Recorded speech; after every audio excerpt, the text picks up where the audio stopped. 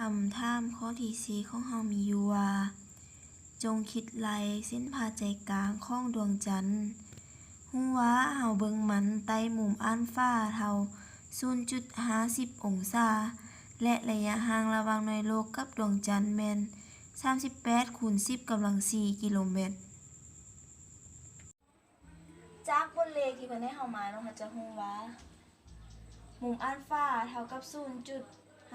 ซึ่งแม่น1ส่วน2 OA เท่ากับ38 คูณ 10 กำลัง 4 กิโลเมตรเราจะมา25 AB ซึ่งก็คือ d เท่ากับหยัง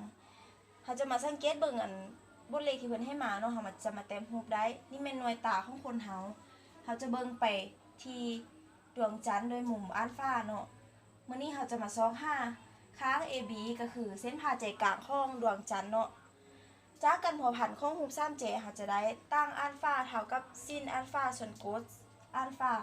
ซินอัลฟาของเราจะแม่นค้างกงนะก็คือค้าง AB นี่เนาะแล้วก็โกสอัลฟาเราจะแม่นค้างติดแปะก็คือ OA นี่เนาะ OA นี่ OA จากนี้เราก็จะมาแทนค่ามันใส่เนาะตั้งอัลฟาจะเท่ากับ AB ส่วน OA ซึ่งเรามาทอนเอา AB เนาะ AB จะเท่ากับตั้งอัลฟาคูณให้ OA